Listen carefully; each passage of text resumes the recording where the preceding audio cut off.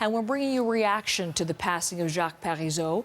Our first guest this morning, and a perfect one to begin our conversation, Jean Charest himself, an opponent of Parizeau, such an important figure in the 1995 referendum campaign to keep Canada together, and of course succeeded him as the Premier of Quebec eventually. Monsieur Charest in Montreal with me this morning, and good morning to you, sir. Good to speak with you this morning. Well, good morning, Heather. Thanks for being here. Overall, this is news that is Canadians are waking to this morning. It broke overnight. Your reaction to the passing of Monsieur Parizeau?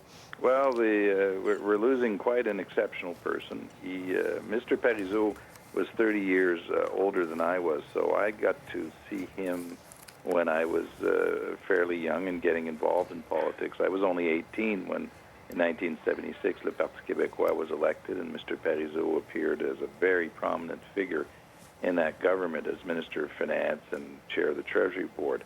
For those who are less familiar with him, he gave his government its credibility on financial issues, on economic issues. He was a towering figure in that respect and had a very solid academic background, and so he gave them that credibility. Before that, he had been a public servant and one of the key architects of the Révolution Tranquille.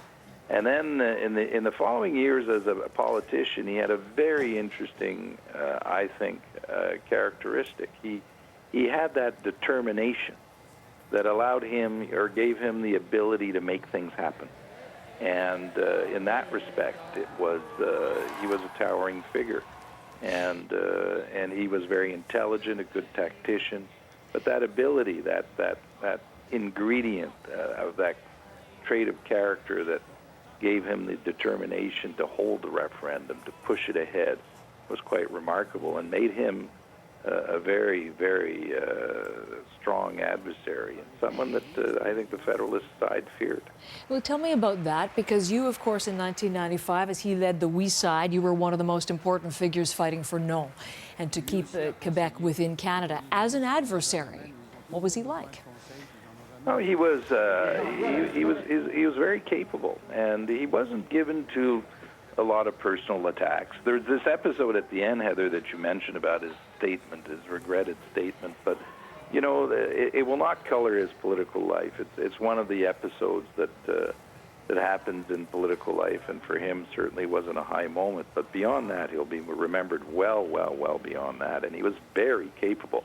Now, what was remarkable in 1995 was that he accepted to step aside to let Lucien Bouchard lead the last part of the referendum and almost get a favorable outcome. And now you have to think of the amount of sacrifice, personal sacrifice, yes, that would represent for him to accept the fact that in the last leg of the referendum, he would take second stage and allow another person to step up to directly the last phase of the referendum. So that speaks to how determined he was and what he was doing, and his character. Allowing someone more charismatic, with more personal magnetism, more appealing to the voter perhaps, to take it over the finish line as a cause, despite the fact that he undoubtedly would have dreamed of doing that himself.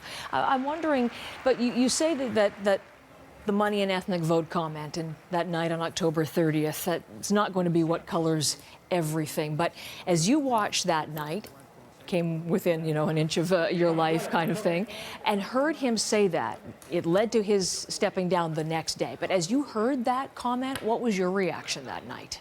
It reminded me of how determined certain separatists are, and that included Mr. Parizeau.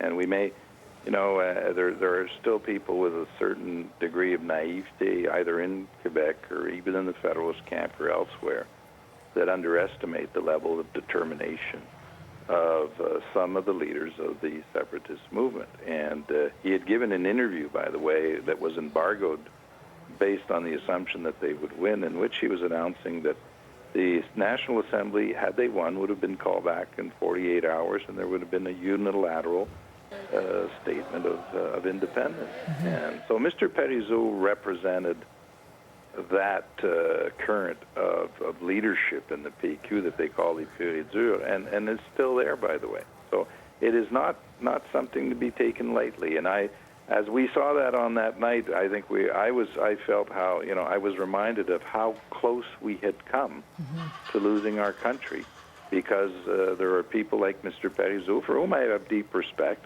but who were determined to separate and break up the country.